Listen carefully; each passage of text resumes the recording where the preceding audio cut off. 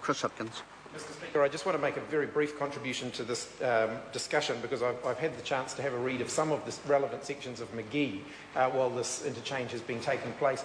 And I think it's important, one of the distinctions made in McGee is for parties, when parties are casting split votes, it is because a member wishes to take a different position to that of their party. In the issue of a conscience vote, it's because a party hasn't taken a position on an issue, and therefore it's free for individual members to take a position. So therefore, in the historic context of gambling, along with a number of moral issues around drinking, sex and so on, they've been conscience issues because members have taken the views, not the parties taking the views. So the split voting by parties is designed, according to McGee, for situations where members wish to take a different position to a party position. Whereas this issue here, by the precedent of the House, has typically not been treated as a party issue, but has been treated as an issue for individual members' conscience, and therefore the provisions around split voting, to me, don't seem to apply here, because this is not a situation where members are wanting to take a different position from an agreed party position, where there's a set of processes that parties have in place in order to allow that to happen and to record that and to give consent for members to vote differently to their party. This is a case where members are indicating that parties shouldn't be taking a position, that individual members should be taking a position. And it seems to me that from a quick read of McGee, and it's several thousand pages, so I haven't read every part of it, but from the parts that I have been able to read, it would seem to me that there's quite a clear distinction there. I'll hear Michael Woodhouse. I think the member has a point, albeit that there does appear to me to be some inconsistencies to a rigid principle of voting with a conscience on those issues. And we are considering soon the second reading in committee of the Sale of Liquor Amendment Bill, which, as members more experienced than I know, has often been a conscience vote, and there are long stories of that turning into a bit of a dog's breakfast in 1989, 1998 or 9. And in fact, the former Minister of Justice, the Honourable Simon Power, made it very clear that there was one area where there would be a conscience vote, and that's on the purchase age. And there hasn't been a single word of challenge to that being the method by which that bill should be passaged. And so, while I accept the point that the member is making, I don't believe it's an absolutely consistently, rigidly followed. Can I just contribute back to that point, because I think it is an important one. I think it's fair to say that the Honourable Simon Power indicated the approach that the National Party, or possibly the government, would be taking on the sale of liquor legislation. He was not indicating the method that the House would take on it, because of course, as the Minister in charge of the bill, he cannot take from the Speaker and take from the House the right to have votes on conscience issues. And I do agree with the member that as someone who moved an amendment to the Sale of Liquor Act in 1989, I think, in order to keep the royal charters of including the Petone Workingmen's Club the Minister voted against it, but I convinced the House that he was wrong and the Petone Workingmen's Club was right, and I'm not sure that the legislation was better for it, but certainly the will of the House was established in that way, and so I can understand why ministers who want things tidy don't like conscience votes, because you can sometimes even get things which are not entirely internally consistent within bills.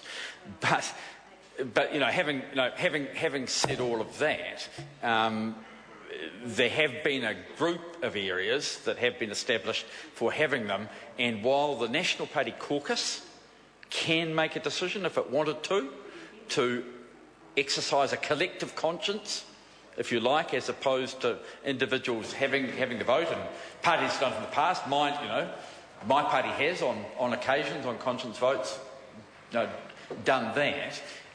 They were still clearly conscience votes and not party votes. Sure. Now we're not. Look, I'm going to rule now. One last point, and I want to assure the Speaker that if you want an extension time to cast a vote after make the decision, then we'll certainly vote for it. So we're not trying to ruin the time of the House tonight. But this is not a government bill. It comes from a private member. That's pretty important. It's not a minister bringing a bill here, but a private member. Second thing is that there's been a long tradition over a long period of time, and I'd be absolutely quite shocked to think that there's anybody actually in any way like a majority who thinks that the issue of gambling is not a conscience issue. It always has been. And across the party divide, it always has been for a long time. And this goes back decades. So what you're required to do, sir, with respect, is not a great thing to do. Where the Speaker considers the subject of vote is to be treated as a conscience issue, that's the issue for you. Then something else automatically follows. There will be a conscience issue. And I'm putting it to you personally, and as leader of a political party, and someone who's been here a long time, that if you're going to get up in this House and say, with respect, and you're entitled to say it, but with respect, that this is not a conscience issue, then I would frankly think that this Parliament has lost something tonight. Yeah. I thank the member. Look, I thank all members for their contribution. This has certainly exercised my mind, and advice from the clerks is that the decision about whether a matter is a conscience issue is for the Speaker to determine in each instance. The practice has been adopted in this instance and hasn't been followed, and that is the issue that I mentioned earlier about going. No, I know. This is an overview of actually seeking from the Business Committee agreement that we would be having a conscience vote on this bill. So this bill deals with gambling harm and its reduction, and I agree that traditionally these bills have been a conscience vote. So what I'm prepared to do is that have the whips, do they have the process that they can cast a personal vote? So I'm asking the whips of each party, if we were to go ahead with the personal vote, can they vote in respect of their own members? Point of order. Point of order, Mr. Speaker. Point of order, Chris Hipkins. Mr. Speaker, I can certainly speak on behalf of the Labor opposition that we're not prepared at this point for a vote because there is actually a discrepancy. I was looking at this in relation to Easter trading this morning. There is an issue around some inconsistency around the casting of proxy votes in the standing orders that actually needs to be dealt with separately, and I'll raise that at another appropriate moment because it does require a proxy vote to be in writing and signed by a member. So therefore an email or a text message or a phone call isn't sufficient. So for us to do that, it would be very difficult. So I'm going to ask again, seek leave again. I know it's been put before, but I think given the discussion we've now had, I will ask again, seek leave for the vote on this matter to be deferred until the next Members' Day, so that it can be discussed at the Business Committee, at the next Business Committee meeting. And I just note that there are some very strongly held views here that have been expressed by members, and I would be very uncomfortable now as a whip casting votes on behalf of the whole party if it is declared by the Speaker to be a party vote. Yeah. Look, I will just hear the Honourable Speaker. We're in a position to actually oblige, and I do recognise that you have made a personal attempt here, but I have to say that under 142, which is the procedure for a personal vote, there is no such mechanism. That's the problem with your suggestion, although we do appreciate that you've made it. Point of order. A point of order, Louise Upston. Mr. Speaker, in terms of trying to assist this point of the discussion, I guess that it is a first reading and therefore any final decisions on this bill, I'm assuming that a change in a vote, whether it's a conscience or a party vote, could be done in a third reading, which is possibly the time when the bill is in its final stages, is the more critical of the votes. I'll hear Charles Chauvel. Thank you, Mr. Speaker. Mr. Speaker, I've listened to the...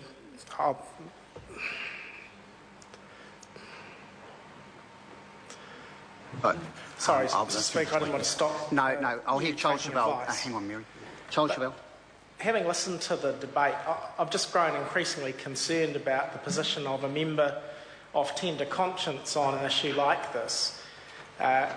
If the scenario is that the member feels a particular way on an issue that is traditionally subject to a conscience vote, and yet the whips and the party leadership in his or her party feel another way, and then if the business committee is therefore not alerted to the prospect of it being a conscience vote, so that the Speaker doesn't have the opportunity to consider the issue in that forum, then there's no remedy for that member to express their conscience in the House, because presumably if they haven't been able to get that done by their whips or their party leaders, they're not going to be able to get it done by way of a split vote signalled later.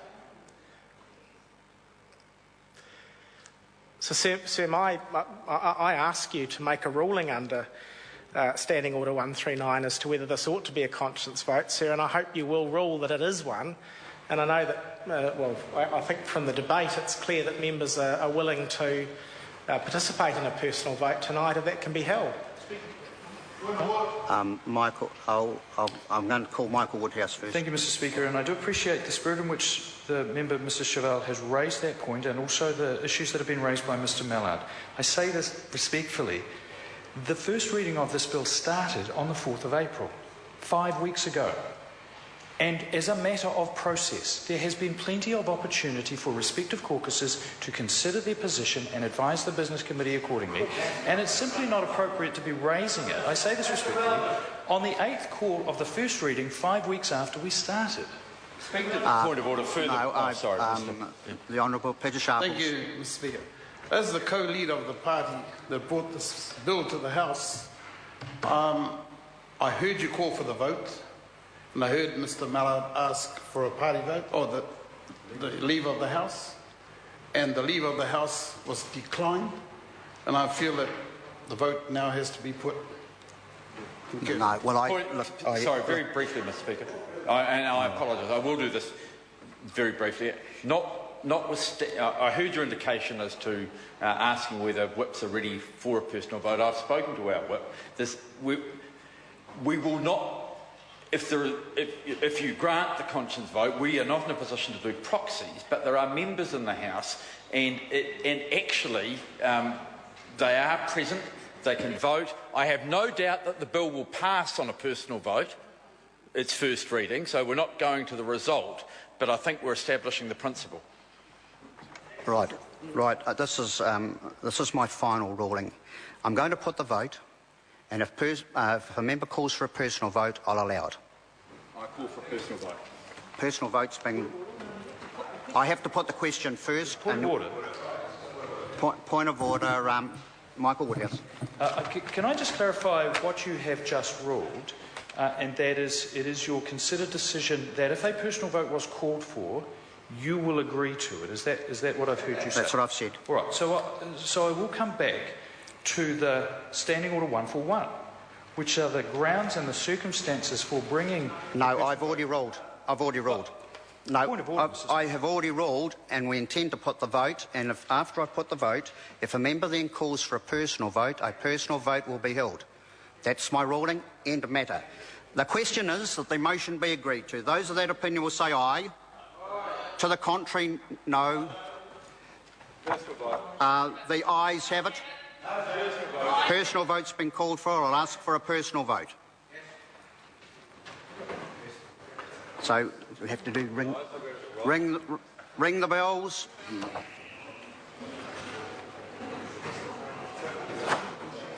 The ayes will go to the right, the ayes will go to the left. Still say that? Yeah, I'm getting to that. Members, the ayes will go to the right, the noes will go to the left, abstentions will come to the table. Let's go.